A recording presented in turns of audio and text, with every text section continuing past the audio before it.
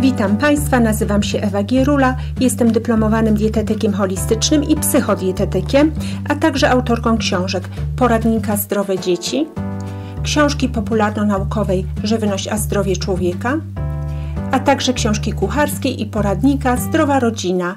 Zapraszam do mojego gabinetu dietetycznego dzieci, dorosłych i całe rodziny. Zapraszam Państwa na drugą część mojej prezentacji pod tytułem Chorobotwórczość promieniowania elektromagnetycznego pochodzącego z urządzeń bezprzewodowych i innych sztucznych źródeł.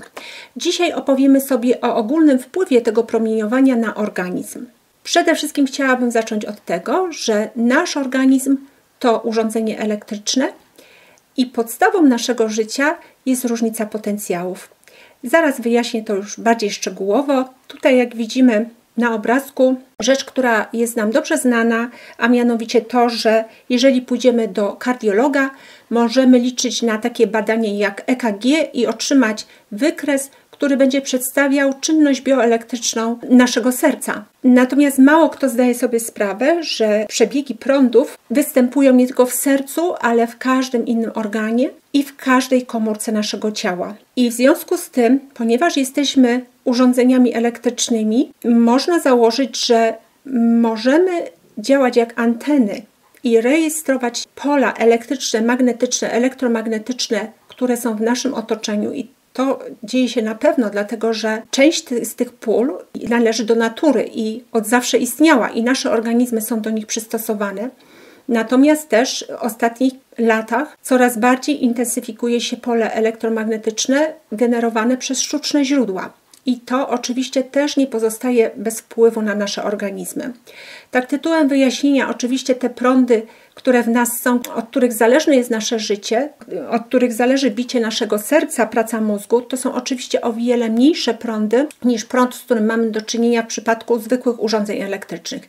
Ale to nie ma znaczenia w sensie fizyki, dlatego że fizyka jest taka sama i prawa fizyki zawsze i wszędzie są takie same. I zacznijmy może od przedstawienia takiego bardzo schematycznego rysunku, przedstawiającego nam jedną komórkę. Tutaj jest schematycznie narysowana błona komórkowa i jak widzimy, na zewnątrz tej błony komórkowej mamy dodatnie ładunki, a w środku ujemne.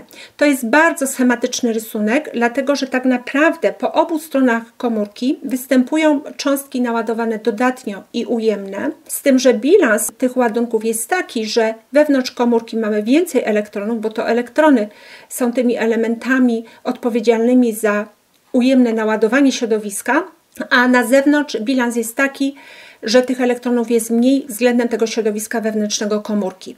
I skąd się to bierze? Tutaj już mamy na tym rysunku tę błonę taką rozciągniętą w postaci paseczka i dla wyjaśnienia, ta przestrzeń to jest przestrzeń na zewnątrz komórki, ta przestrzeń to jest środek komórki. I jak widzimy po obu stronach tej błony mamy różnego rodzaju jony, atomy wapnia, sodu, potasu, chloru. To samo dzieje się po drugiej stronie i tu dodatkowo mamy jeszcze zaznaczone aniony, czyli jony naładowane ujemne, jakieś tam inne. Ta błona, każda błona komórkowa jest półprzepuszczalna. Co to oznacza? Jest ona barierą dla pewnych substancji lub barierą dla zbyt wysokich przepływów pewnych substancji i z drugiej strony przepuszcza ona pewne substancje, w tym właśnie jony, w wybiórczy sposób, w sposób fizjologiczny, tak aby nasz organizm, każda nasza komórka mogła dobrze funkcjonować, czyli wydala z komórki to, co jest nam niepotrzebne, co jest w nadmiarze, a przyswaja to, co nam jest potrzebne. W stanie oczywiście fizjologicznym pewnej równowagi.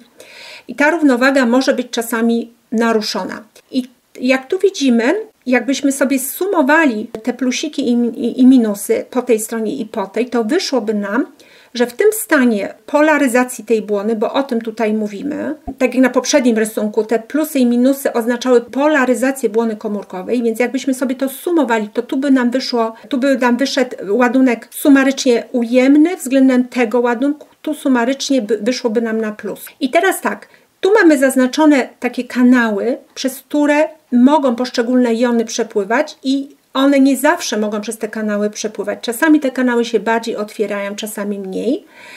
i to jest uwarunkowane różnymi czynnikami.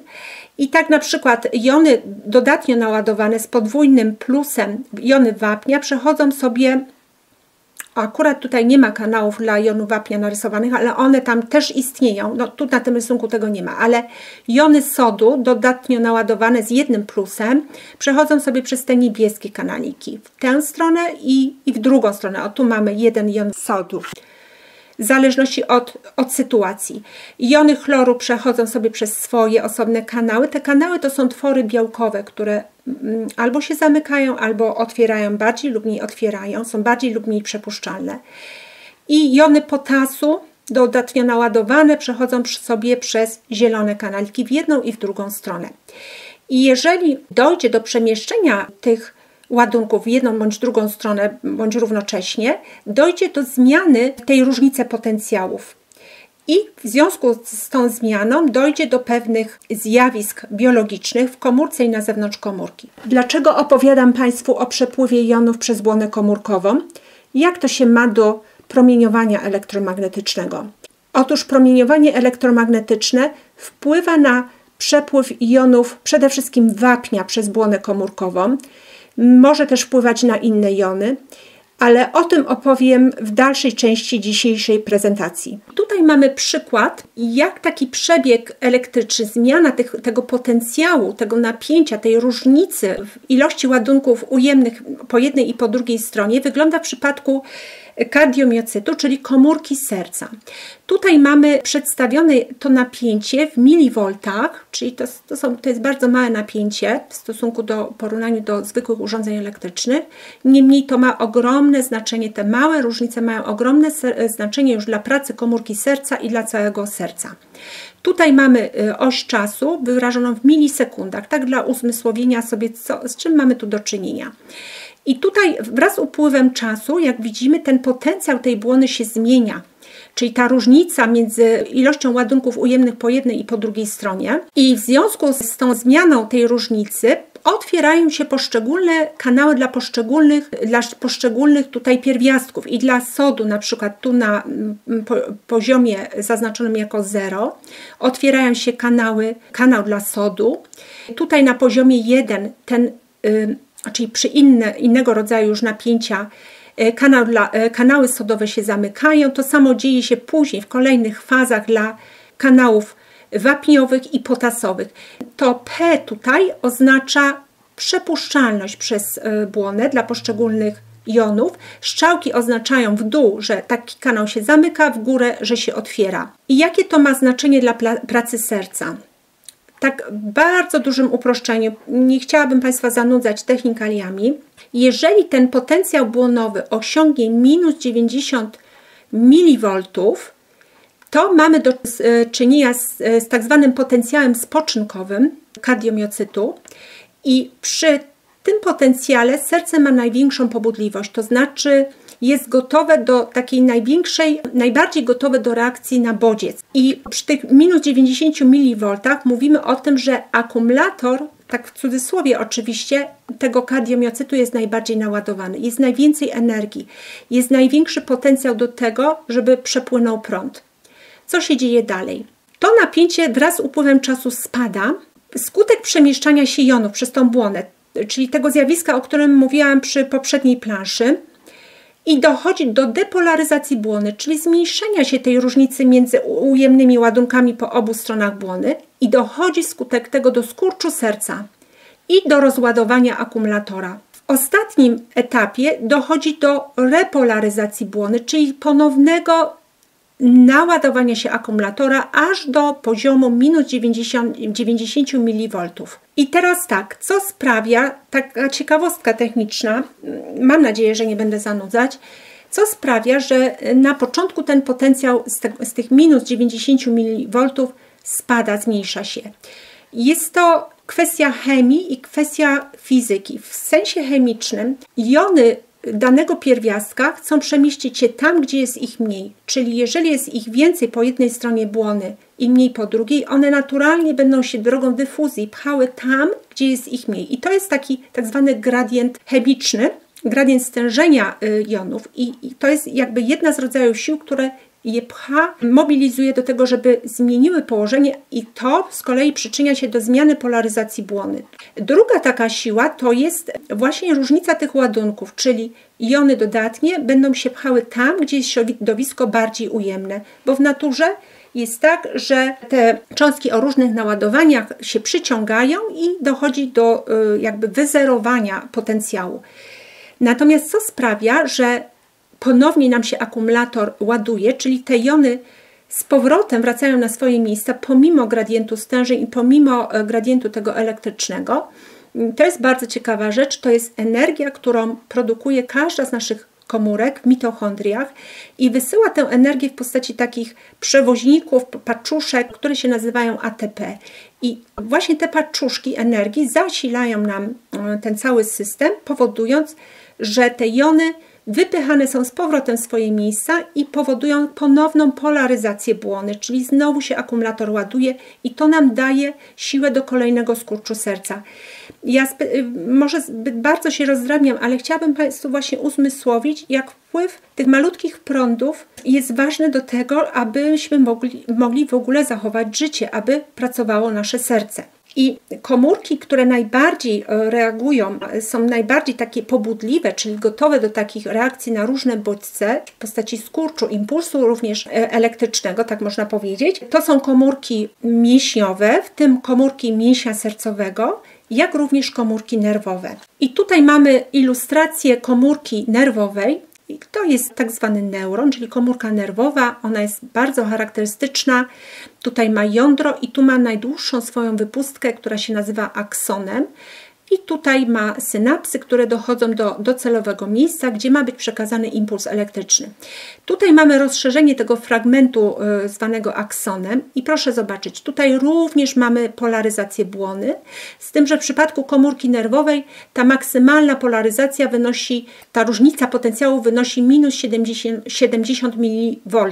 To taka ciekawostka. I w momencie, jak dochodzi do rozładowania tego akumulatora, dochodzi do przekazania impulsu elektrycznego w dalsze miejsce, czyli do kolejnego neuronu bądź do jakiejś komórki mięśniowej. I teraz chciałam jeszcze podać przykłady innych organów i tkanek, które bazują na elektryczności. Zaznaczam, że to są przykłady. Generalnie to zjawisko elektryczności dotyczy chyba każdej naszej komórki w całym ciele. I tak jak już mówiliśmy, dotyczy to komórek nerwowych, które budują m.in. mózg, a więc to zjawisko elektryczności bardzo wpływa na pracę naszego mózgu. I jak również mówiliśmy, wpływa na pracę serca, tego już nie musimy wyjaśniać. Wpływa na pracę mięśni, gdyż i w przypadku mięśni skurcz i rozkurcz zależne są od potencjału elektrycznego. W przypadku kości tutaj możemy podać za przykład wzrost kości jako zjawisko, które uzależnione jest od mini wyładowań elektrycznych. W przypadku skóry przykładem będzie gojenie się skóry, też uzależnione od przepływu malutkich prądów. No i w przypadku siatkówki oka, tutaj mamy do czynienia ze skupieniem w soczewce oka wiązki światła i takie skupione światło pada na siatkówkę, gdzie z kolei jest zamieniane, ta wiązka światła jest zamieniana w impulsy elektryczne, które są dalej przewodzone do mózgu. To samo dotyczy ucha i wszelkich innych miejsc w organizmie, natomiast tu są takie sztandarowe przykłady, dlatego tu Państwu podaję. I tak jak właśnie wspomniałam, to zjawisko elektryczności dotyczy każdej komórki w naszym ciele, a co za tym idzie, każda nasza komórka wrażliwa jest na pole elektromagnetyczne, które nas otacza i które do niej dociera. Jeżeli jest to pole naturalne, pochodzące z Ziemi, Słońca, z wyładowań burzowych, piorunowych, czy jakichś naturalnych zjawisk w kosmosie, które w jakimś ograniczonym stopniu docierają na Ziemię, to jest wszystko w porządku, bo my jesteśmy do tego przystosowani genetycznie. Natomiast jeżeli zachodzą zmiany w tym polu elektromagnetycznym powodowane rozwojem cywilizacji, tak jak to ma miejsce od kilkudziesięciu lat, no to zaczynają się problemy. I na poziomie komórki możemy sobie zobaczyć, jak to promieniowanie elektromagnetyczne na nią wpływa. Więc przede wszystkim dochodzi do takiego zjawiska zwanego stresem oksydacyjnym, w którym rośnie liczba wolnych rodników i reaktywnych form tlenu ponad miarę. To znaczy, my te elementy generalnie kojarzymy z czymś złym, natomiast to jest coś fizjologicznego, że nasz organizm wydziela wolne rodniki i reaktywne formy tlenu. Część reaktywnych form tlenu należy do wolnych rodników, ale nie wszystkie reaktywne formy tlenu są wolnymi rodnikami. Do takich na przykład należy ozon czy nadtlenek wodoru. Inne reaktywne formy tlenu mają formę wolnych rodników. Rodniki to są takie atomy bądź cząsteczki, które mają niesparowany elektron. Natomiast te reaktywne formy tlenu, które nie są wolnymi rodnikami, one też bardzo łatwo wchodzą w reakcję z innymi strukturami, innymi elementami, substancjami i wiąże się to z tym, że je dezintegrują. W przypadku wolnych rodników wolny elektron szuka innego elektronu, żeby się sparować i odbiera ten elektron od każdej struktury, na którą natrafia. Czy to będzie struktura białkowa, czy lipidowa, czy jakaś inna, czy to będzie DNA. I w związku z tym dochodzi do destrukcji. Jaki jest cel fizjologiczny tego, że nasz organizm normalnie, że jest to coś normalnego, że wytwarza te wolne rodniki i reaktywne formy tlenu? One są potrzebne do pewnego poziomu. One powstają na przykład wtedy, kiedy pojawiają się w organizmie patogeny i należy je zniszczyć. Więc są wytwarzane i dzięki temu organizm szybciej opanowywuje infekcje. Natomiast czasami dochodzi do nadmiernej takiej reakcji, produkcji tych wolnych rodników i reaktywnych form tlenu i dochodzi w związku z tym do uszkodzeń w samych tkankach organizmu. Na przykład takie zjawisko ma miejsce w przypadku sepsy, czyli takiej nadmiernej, całościowej reakcji organizmu na jakiś patogen, który się pojawi w środku organizmu. Również te wolne rodniki i reaktywne formy tlenu mają pewne znaczenie w funkcjonowaniu enzymów. To tak dla przykładu. Apoptozie komórek, czyli takiej naturalnej, zaprogramowanej śmierci, dzięki czemu mogą być zahamowane nowotwory. Z drugiej strony nadmierna ilość tych wolnych rodników i reaktywnych form tlenu może się przyczyniać do nowotworu, więc widzimy, jak bardzo ważna jest równowaga. Natomiast w przypadku PEM dochodzi do niepożądanej, nadmiernej produkcji tych właśnie elementów w organizmie, czyli innymi słowy do stresu oksydacyjnego. I co ten stres może powodować? Może powodować m.in. uszkodzenie DNA, a w konsekwencji nowotwory. I chciałabym tutaj zaznaczyć, że w tej prezentacji, zarówno w tym odcinku, jak i w kolejnych, jeżeli będę mówiła o możliwych następstwach wpływu promieniowania elektromagnetycznego pochodzącego ze sztucznych źródeł na organizm, to mówię tu o wzroście ryzyka. To nie są zjawiska zero-jedynkowe. Innymi słowy, to nie oznacza, że zawsze u każdego wystąpią takie, a nie inne skutki. To jest zjawisko złożone, bo każdy ma inną wrażliwość, inny rodzaj ekspozycji, inny czas ekspozycji. Również ma różną ekspozycję na inne czynniki zdrowia i choroby, w zasadzie czynniki choroby.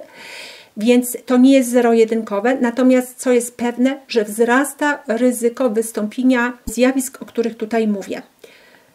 Kolejna rzecz, która jest następstwem tego stresu oksydacyjnego, to jest uszkodzenie komórek mózgu, a w rezultacie choroby neurodegeneracyjne, czyli wzrasta ryzyko pojawienia się takich chorób jak choroba Alzheimera, Parkinsona, stwardnienie rozsiane, stwardnienie boczne zanikowe, czy ryzyko innych chorób neurodegeneracyjnych.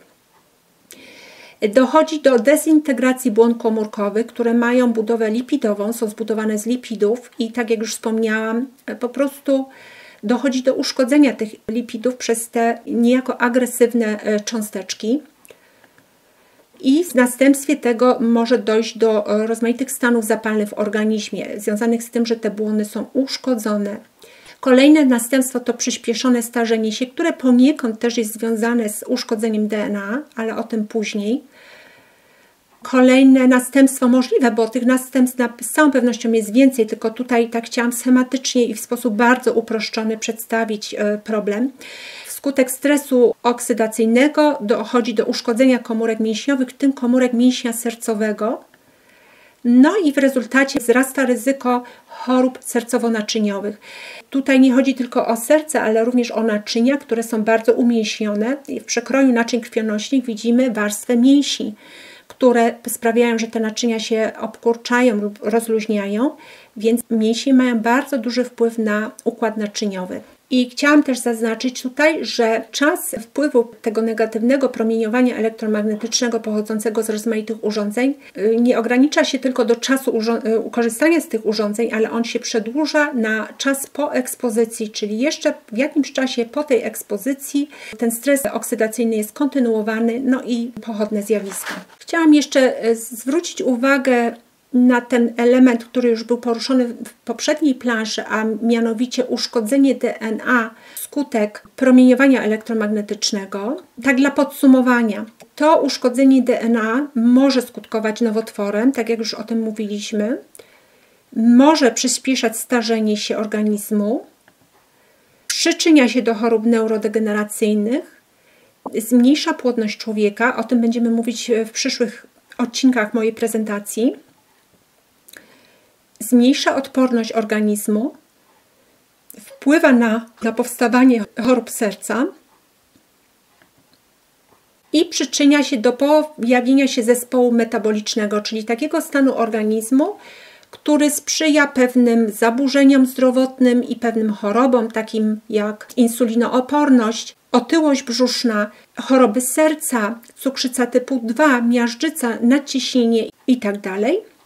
I teraz bardzo ważny aspekt związany z wpływem promieniowania elektromagnetycznego na przemieszczanie się jonów względem błony komórkowej, w zasadzie przez błonę komórkową. Wcześniej celowo, dosyć szczegółowo wprowadziłam Państwa w temat właśnie przepływów jonów przez błonę komórkową, aby teraz zilustrować tym wyjaśnieniem pewne zjawisko, a mianowicie w przypadku wpływu promieniowania elektromagnetycznego na to, co się dzieje wokół błony każdej komórki, mamy do czynienia przede wszystkim ze zwiększonym przepływem jonów wapnia w stronę wnętrza komórki, czyli zwiększa się napływ tych jonów wapnia do komórki. I tutaj mamy ilustrację, która pokazuje nam stan kanału wapniowego w błonie komórkowej przed ekspozycją na promieniowanie elektromagnetyczne. Jak widzimy, ten kanał ma tutaj bardzo wąskie przejście, w związku z tym te jony nie za bardzo tutaj swobodnie mogą sobie przepłynąć. I to jest stan tej błony spolaryzowanej, czyli przy dużej różnicy, jak na taką błonę, dużej maksymalnej różnicy potencjałów. Tutaj mamy obrazek, co się dzieje pod wpływem ekspozycji na pole elektromagnetyczne. Ten kanał się rozszerza i dochodzi do nadmiernego względem stanu fizjologicznego wpływu jonów wapnia do wnętrza komórki pod wpływem depolaryzacji tej błony. Może teraz Państwo zrozumieją, dlaczego tak drobiazgowo wyjaśniałam to zjawisko przepłynów jonów przez błonę komórkową i widzimy tutaj wyraźnie, jaki ma wpływ to promieniowanie elektromagnetyczne. I to zjawisko wykorzystywane jest w medycynie, co ciekawe, do terapii. Niektórzy używają tego argumentu do tego, aby twierdzić, że w związku z tym promieniowanie elektromagnetyczne jest zdrowe, bo skoro wykorzystuje się je do terapii, do leczenia jakichś problemów zdrowotnych, no to jest zdrowe. Ale nic bardziej mylnego, bo możemy to porównać do stosowania leków. Lek, jeżeli stosowany jest pod nadzorem lekarza w określonych dawkach i przez określony czas, to będzie on miał określony wpływ na organizm i powiedzmy, że przyczyni się do usunięcia jakiegoś symptomu, złagodzenia objawu, złagodzenia na przykład bólu. Natomiast lek stosowany bez kontroli, w niekontrolowanych ilościach przez niekontrolowany okres czasu może doprowadzić nawet do śmierci. Znamy takie zjawisko jak śmierć z przedawkowania leków. I podobnie się ma rzecz z promieniowaniem elektromagnetycznym, mianowicie jeżeli jest ono stosowane w określonych dawkach pod nadzorem medycznym w określonym czasie, to powiedzmy, że uzyskamy pożądane efekty medyczne. Natomiast jeżeli będzie ono wszechobecne, o nieokreślonym poziomie, przez nieokreślony czas będzie na nas oddziaływać, no to można dojść do prostego wniosku, że stanie się bardzo niebezpieczne. Co więcej, są doniesienia o tym, że nawet te zastosowania medyczne mogą źle wpływać na organizm ludzki, mogą mieć bardzo poważne konsekwencje i tutaj Państwa odsyłam ponownie do książki, którą przedstawiałam w pierwszej części mojej prezentacji, do książki napisanej przez Samuela Millema, Dirty Electricity. Dla przypomnienia, autor książki, to jest bardzo ciekawa postać, Amerykanin, urodził się w 1932 roku i całe swoje życie poświęcił epidemiologii, specjalizował się w epidemiologii i w medycynie pracy, robił różne badania naukowe, badania na ludziach i właśnie skupiał się nad wpływem pól elektrycznych i elektromagnetycznych i magnetycznych na organizm człowieka i to w różnych częstotliwościach, co ciekawe. Odsyłam Państwa do tej książki i on tutaj w tej książce wysunął taką hipotezę, że te różne zabiegi fizjoterapeutyczne, które są oparte na zastosowaniu prądów czy silnego nawet pola elektromagnetycznego w takim zabiegu jak diatermia, taki zabieg poprzez silne pola elektromagnetyczne, które powoduje punktowe nagrzanie tkanek i złagodzenie bólu. Albo inny taki zabieg, który nazywa się przezskórną elektryczną stymulacją nerwów. Te zabiegi stosowano u sportowców i nadal być może są stosowane, nie wiem, w każdym razie już były stosowane w pierwszej połowie XX wieku u znanych piłkarzy i bejsbolistów, jak również innych sportowców i w szczególności zauważono, ja to wiem również z innej literatury, już od wielu lat, ja już się kilka razy spotkałam w różnych źródłach literaturowych, taką informację znalazłam, że taka choroba neurodegeneracyjna jak stwardnienie boczne zanikowe występuje częściej u piłkarzy amerykańskich, zauważono to jeszcze w XX wieku, u piłkarzy amerykańskich i włoskich niż w ogólnej populacji. No i to w zasadzie była duża zagadka. Oczywiście były różne przypuszczenia, ale w zasadzie nie znalazłam jakiegoś przekonującego wyjaśnienia, dlaczego właśnie w tej grupie ta choroba neurodegeneracyjna wystąpiła. I dla przykładu, no, żeby tak jakby poprzeć to, że to jest rzeczywiście fakt historyczny, stwardnienie boczne zanikowe nazywane jest również chorobą Lou Gehriga. Od imienia i nazwiska amerykańskiego bejsbolisty. On się urodził w 1903 roku i zmarł bardzo młodo, bo w 1941 roku właśnie na stwardnienie boczne zanikowe. I autor tej książki, Samuel Milam, wysuwa taką hipotezę, że może to mieć związek właśnie z tymi zabiegami fizjoterapeutycznymi przy użyciu pól elektromagnetycznych, prądów elektrycznych. No i wysuwa on taką, wydaje mi się, bardzo wiarygodną hipotezę, którą warto by było zbadać. Nie wiem, czy ktoś te badania podjął, żeby stwierdzić, czy przypadkiem to nie przyczynia się do chorób neurodegeneracyjnych. Ale to jest taka dygresja, przejdźmy dalej. Tutaj wracam do tego zjawiska napływu jonów wapnia, takiego zwiększonego, niefizjologicznego, zbyt dużego do wnętrza komórek. Ma to bardzo poważne następstwa i zakłócenia na różnych poziomach funkcjonowania komórki. W normalnych warunkach ten wapń też wpływa, ale w odpowiednich dawkach, natomiast w zbyt dużych dawkach jest on już toksyczny. I tutaj znalazłam taki bardzo ciekawy plakat, źródło podaje w tym miejscu. Ten plakat można sobie kupić wchodząc na tę stronę, bardzo zachęcam. Można by było nawiązać kontakt z autorem tego plakatu i zrobić polski odpowiednik, myślę, i takie plakaty gdzieś udostępnić, powywieszać wręcz, bo on obrazuje bardzo wiele. Zapraszam szczególnie osoby te, które mogą się posługiwać językiem angielskim, żeby bliżej przyjrzeć się temu plakatowi, a w tej chwili postaram się ogólnie przetłumaczyć tutaj najważniejsze hasła.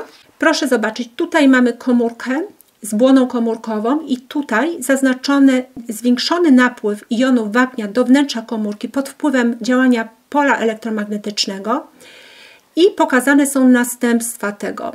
Tak jak mówiłam, dochodzi do stresu oksydacyjnego. Właśnie tutaj ten stres oksydacyjny powodowany jest z tym zwiększonym napływem jonów wapnia.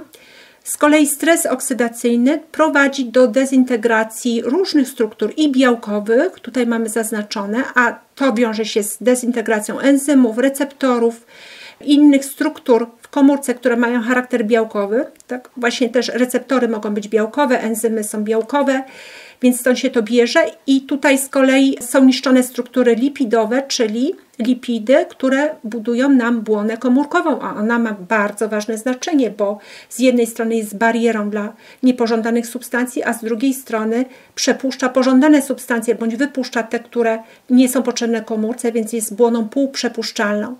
Więc te wszystkie tutaj zjawiska, prawidłowości fizjologiczne są poważnie narażone, zakłócone w przypadku rzeczywistego tego wpływu promieniowania z zewnątrz. Dochodzi również tutaj mamy jądro, do dezintegracji DNA i w konsekwencji do zwiększenia ryzyka wystąpienia nowotworu. Tutaj na tym rysunku mamy wskazane miejsca, gdzie tych kanałów wapniowych jest szczególnie dużo, które właśnie one są uzależnione od różnicy potencjałów, to czy one się bardziej czy mniej otwierają, a z kolei ta różnica potencjałów jest uzależniona od wpływu w tym wypadku między innymi pola elektromagnetycznego i tych kanałów wapniowych mamy szczególnie dużo w sercu i w mózgu. Także widać, które części ciała są szczególnie narażone, a są to kluczowe organy. I tutaj mamy też rysunek przedstawiający nadmierny wpływ jonów wapnia do komórki i jak się to przekłada na pracę synaps. Zakłóca to właśnie tutaj te zjawiska i przekłada się to na różne objawy neuropsychiatryczne i takie skutki jak zaburzenia snu, depresja, niepokój, nerwowość, zmęczenie, bóle głowy, problemy z koncentracją, zaburzenia pamięci. Oprócz tego, co jest tu przedstawione na tym rysunku, literatura podaje takie problemy, które są następstwem tego zwiększonego napływu jonów wapnia do komórek, jak zaburzenie metabolizmu glukozy, które skutkuje cukrzycą typu 2, zakłócenia pracy serca, to już po części mówiliśmy, zaburzenia ciśnienia tętniczego, zaburzenie krzepliwości krwi, uszkodzenie bariery krew-mózg, niepłodność, zakłócenie komunikacji między komórkami nerwowymi, a nawet do takich problemów jak autyzm czy zaćma. O zaćmie już wspominałam. Autyzm, jeżeli chodzi o autyzm, tutaj z pewnością jest cała różna masa czynników, zresztą tak samo jak w przypadku innych wymienianych przeze mnie zaburzeń i chorób. O tym należy pamiętać. Tak jak mówiłam już, nie mówimy tu o zero-jedynkowym efekcie, ale o wzroście ryzyka wystąpienia tych różnych niepokojących objawów i chorób. I musimy też pamiętać, że mówimy tylko o jednym z wielu czynników tych chorób, niemniej o czynniku bardzo poważnym. I tutaj kolejna rzecz z zakresu tego ogólnego wpływu pola elektromagnetycznego na organizm, a mianowicie to promieniowanie osłabia zdolność naszego organizmu do regeneracji.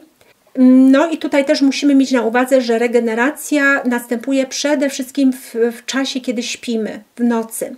Tutaj na ilustracji widzimy, że ten człowiek ma problemy ze snem, cierpi na bezsenność, no i tak jest to oczywiście symboliczne zaznaczenie, trzyma w ręce komórkę, chociaż często właśnie bezsenność, myślę, u wielu ludzi wiąże się z tym, że chwytają za komórkę i zaczynają jej używać, co pogłębia jeszcze ich problem. Na czym polega regeneracja organizmu? Polega ona przede wszystkim na reparacji tkanek i narządów. Możemy to zauważyć na przykładzie takich widocznych ran na powierzchni skóry, bo oczywiście możemy mieć jakieś uszkodzenia wewnątrz, w środku organizmu, które też możemy poniekąd nazwać ranami, ale to, co widać na skórze, możemy z łatwością zauważyć, że po przespanej nocy taka rana już jest trochę bardziej przygojona i ona szybciej się goi w nocy niż w ciągu dnia. To tak dla zilustrowania. Na czym polega jeszcze ta regeneracja organizmu? Polega na usuwaniu substancji toksycznych, również na usuwaniu uszkodzonych komórek z organizmu i przywracania homeostazy na różnych poziomach, czyli równowagi pomiędzy różnymi zjawiskami, no na przykład w zakresie tych rodników i reaktywnych form tlenu i przeciwnej strony, czyli substancji zwanych antyoksydantami, które nasz organizm naturalnie produkuje. To jest tylko przykład. Możemy też mówić o równowadze hormonalnej i równowadze elektrolitycznej i tak dalej, więc to wszystko nam się ładnie równoważy, jeżeli mamy dobrą regenerację, dobry sen. I skąd wynika to zaburzenie regeneracji organizmu i co za tym idzie zaburzenia snu? Z czego wynikają? Mianowicie to pole elektromagnetyczne zakłóca nam wytwarzanie melatoniny, czyli hormonu snu, który równocześnie działa w pewnych warunkach jak antyoksydant. Hormon snu jest niezbędny do tego, żeby zasnąć i żeby ten sen był odpowiednio długi, żeby się przedwcześnie nie wybudzić. I to jest jedna sprawa. Dochodzi z drugiej strony do zwiększonej produkcji pod wpływem tych urządzeń różnych i promieniowania, dochodzi do nadmiernej produkcji hormonu stresu, kortyzolu. Ten hormon, jak każdy inny, jest potrzebny, ma swoją pozytywną rolę do spełnienia w organizmie. On jest potrzebny przede wszystkim rano i rano ma największy tak zwany pik, czyli skok, największe wydzielanie po to, abyśmy mogli łatwo wstać z łóżka, abyśmy nam się chciało w ogóle zabrać do pracy, podjąć codzienne czynności i to jest fizjologiczne. Natomiast zdarza się, że ten hormon nam się zaczyna wydzielać zbyt wcześnie i wtedy się wybudzamy przedwcześnie i nie możemy zasnąć, a potem jesteśmy zmęczeni. Albo, że nie wygasa nam ten hormon, bo on pod koniec dnia powinien jego poziom się zmniejszać w organizmie, po to, aby zaczęła być produkowana melatonina, abyśmy mogli zasnąć. Natomiast przy nadmiernym używaniu, zbyt długotrwałym różnych urządzeń, ekranów i tak dalej, tu jest jeszcze kwestia światła, ale to jest osobny temat, ten hormon stresu, kortyzol, nadmiernie wydziela się w godzinach wieczornych i uniemożliwia nam zaśnięcie. Więc automatycznie przekłada się to na upośledzenie regeneracji organizmu.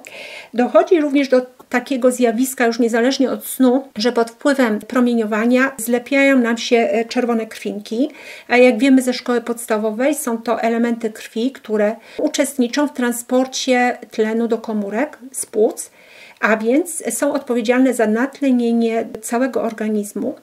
No i jeżeli dochodzi do ich sklejania, czyli aglutynacji, wówczas jesteśmy mniej dotlenieni. Nie mamy należytego wypoczynku, nie jesteśmy właściwie zregenerowani. I tutaj, tak jak już też wspomniałam, te skutki występują nie tylko w momencie kontaktu z tymi urządzeniami i w czasie ekspozycji bezpośredniej na promieniowanie, ale również po niej. I wystarczy według badań naukowych, że używamy telefonu komórkowego przez 25 minut w ciągu dnia i to już będzie nam upośledzać wydzielanie melatoniny. I teraz przejdę jeszcze do tego jednego elementu regeneracji organizmu, jakim jest wydalanie substancji toksycznych w organizmie. Więc tutaj chciałam przedstawić zjawisko zakłócenia, usuwania tych substancji toksycznych w organizmie pod wpływem tego promieniowania. Na czym ono polega?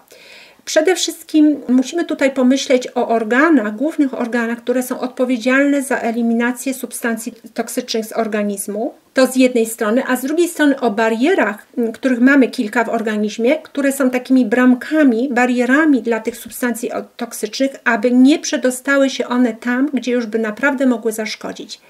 I co się dzieje pod wpływem PEM? Przede wszystkim wskutek stresu oksydacyjnego zakłócona jest praca wątroby, tam dochodzi do pewnych uszkodzeń. W związku z tym spada jej wydolność, a jak wiemy, wątroba jest jednym z głównych organów odpowiedzialnych za oczyszczanie się organizmu. Drugim takim organem są nerki i tutaj również ten stres oksydacyjny podobnie działa. Trzecim organem jest pęcherz moczowy. Kolejnym organem oczyszczania organizmu jest skóra i efektem takim widocznym, namacalnym wpływu promieniowania na skórę są reakcje histaminowe w postaci np. wysypki, pokrzywki, świotu skóry, bólu, pieczenia, jakichś grudek itd. No i jeszcze dochodzą te bariery, o których mówiłam i zaraz sobie o nich opowiemy. Jeśli chodzi o wpływ promieniowania elektromagnetycznego na bariery, to dochodzi tutaj do ich rozszczelnienia. Wszystkie te bariery funkcjonują podobnie i możemy mówić o takich barierach jak bariera jelita-krew, krew-mózg, krew-łożysko, krew jądra i krew-oko. I jeśli chodzi o te bariery, to najbardziej udowodniony wpływ promieniowania na bariery występuje w przypadku bariery krew-mózg. Tutaj mamy bardzo mocne dowody, są badania na zwierzętach, na szczurach, mamy zdjęcia. Myślę, że jeszcze ten temat rozwiniemy w przyszłych odcinkach. Natomiast co do pozostałych tych barier, tutaj są bardzo silne hipotezy, przesłanki za tym, że występuje podobne zjawisko, dlatego że te bariery są podobnie zbudowane do bariery krew-mózg. I jeśli chodzi o barierę jelita-krew, to jest bariera fundamentalna, dlatego że jeżeli dochodzi do jej rozszczelnienia, to jest to podłożem praktycznie każdej choroby i każdego zaburzenia, co nie oznacza, że jedyną przyczyną, ale czymś, co absolutnie się przyczynia i nasila te choroby i zaburzenia. Dlatego tutaj wspominam właśnie w tym dzisiejszym odcinku o tej barierze jako czymś, co jest związane z ogólnym wpływem promieniowania elektromagnetycznego na organizm. O barierze krew-łożysko za chwileczkę powiem. Tu jeżeli chodzi o krew jądra, to jest bardzo ważna kwestia dla mężczyzn, dlatego że jeżeli dochodzi do rozszczelnienia tej bariery, może dojść do upośledzenia pracy jąder, co przekłada się na upośledzenie produkcji testosteronu, czyli hormonu, który odpowiada za zachowanie i wygląd mężczyzn, jak również jądra są odpowiedzialne za produkcję plemników, czyli jest tutaj kwestia płodności pod znakiem zapytania. Kolejna rzecz to bariera krew-oko i tutaj, tak jak już też było wspominane, badania wskazują na to, że być może katarakta, zaćma powodowana jest między innymi przez promieniowanie elektromagnetyczne. Innymi słowy, to promieniowanie może się przyczynić do rozwoju tego problemu zdrowotnego. I teraz jeszcze chcę powrócić na chwilę do kwestii bariery krew-łożysko. Czy ona się rozszczelnia pod wpływem PEM, czy nie, to jest hipoteza, to jest kwestia otwarta, która wymaga dalszych badań i rzeczywiście naukowcy postulują w swoich badaniach takich wstępnych, gdzie wiele wskazuje na to, że te bariery są rozszczelniane, żeby prowadzić dalsze badania. I zwracam uwagę na raport naukowy, który już wymieniałam w pierwszej części mojej prezentacji. To nawet nie jest krótki artykuł naukowy, ale cały raport, który przedstawia nam wyniki badania przeprowadzonego przez naukowców w roku 2004. Tutaj raport jest datowany na 2005, ale badanie było robione w 2004. Było to badanie przeprowadzone na noworodkach, na dzieciach, które urodziły się w sierpniu i we wrześniu 2004 roku, a mianowicie zbadano ich krew pępowinową. Już po narodzeniu, po odcięciu pępowiny, pobrano tę krew z pępowiny w celu zbadania, co się w tej krwi znajduje. I okazało się, że przeciętnie u jednego noworodka, zbadano 10 noworodków, że przeciętnie u jednego noworodka było około 200 niepożądanych substancji pochodzących z zanieczyszczeń środowiskowych bądź z produkcji takiej przemysłowej, rozmaitych produktów. W szczególności były tam pozostałości pestycydów, były składniki takich produktów jak opakowania żywności, wykładziny, meble, izolacja elektryczna i innych temu podobnych. Były tam produkty spalania węgla, benzyny czy śmieci. Przerażające zjawisko i ten raport w ogóle nic nie wspomina o promieniowaniu elektromagnetycznym. To jest coś, co ja sobie tutaj skojarzyłam z tym tematem, czytając literaturę na temat wpływu promieniowania na bariery.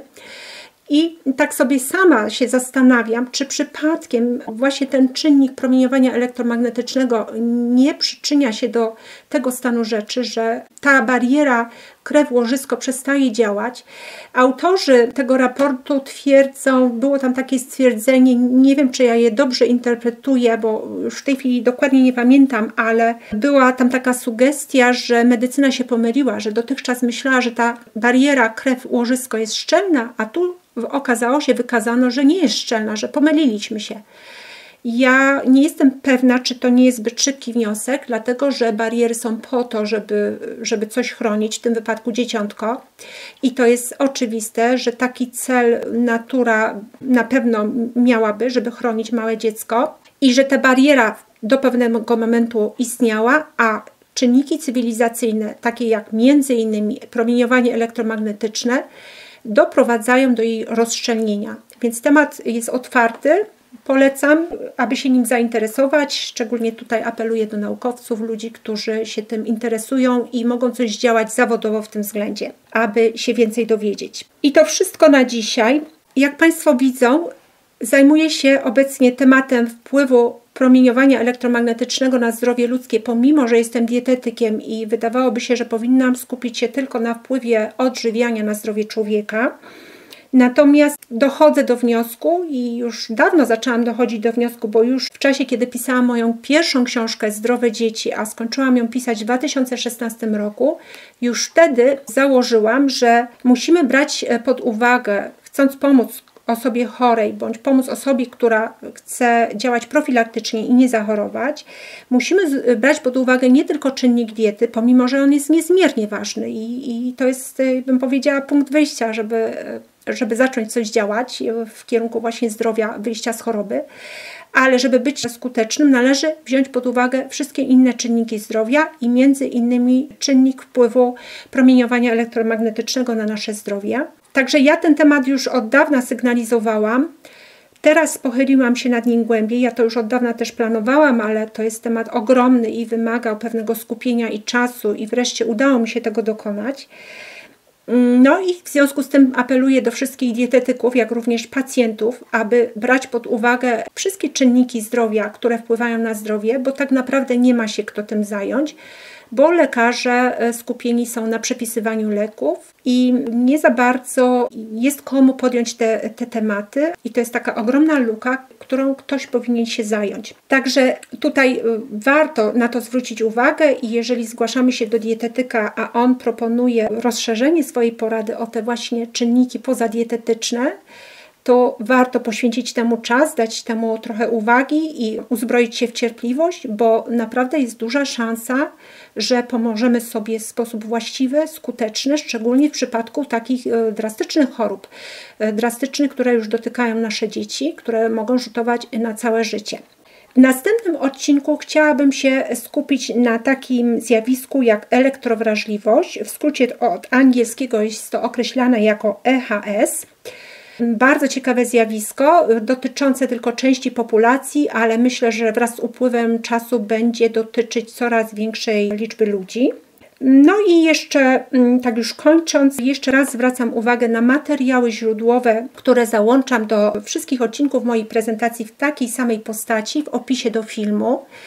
Te materiały źródłowe są bardzo ważnym uzupełnieniem moich prezentacji, gdyż same prezentacje są bardzo skrótowe, schematyczne, dlatego że temat jest tak skomplikowany i tak ogromny, że gdybym chciała go omawiać bardzo technicznie i naukowo, to bym wszystkich zanudziła i nie starczyłoby nikomu czasu, ani mnie, aby go przedstawić, ani Państwu, żeby go wysłuchać. I wiem, że ci z Państwa, którzy są dosyć sceptyczni wobec tego tematu, mogą stwierdzić, że te prezentacje są bardzo powierzchowne, że niczego nie wykazują. I racja, rzeczywiście one są takie bardzo uproszczone i tam jest dużo faktów podanych w dużym uproszczeniu i przybliżeniu. I dlatego podaję wszystkie te materiały źródłowe, z których korzystałam, a też zaznaczam, że to nie jest wszystko, co jest dostępne, że ich jest cała masa i są łatwo dostępne współcześnie. Więc jak najbardziej warto by było zgłębić te materiały, żeby poznać szczegóły, żeby też sprawdzić, czy to, co jest podane z prezentacji, przypadkiem nie mija się z prawdą. Ja mam nadzieję, że się nie mija. Dołożyłam wszelkich starań, aby przedstawić te treści rzetelnie, pomimo że w sposób uproszczony. Więc ja będę za każdym razem te materiały w opisie do filmu przedstawiać. Proszę ich nie ignorować. Szczególnie tutaj apeluję do tych osób, które z pewną rezerwą podchodzą do tematu. Bo temat jest bardzo ważny, istotny dla naszego życia, dla bezpieczeństwa nas i naszych dzieci, dla całego naszego zdrowia. No i jakości naszego życia. Na dzisiaj to wszystko. Dziękuję za uwagę i do usłyszenia w kolejnym odcinku.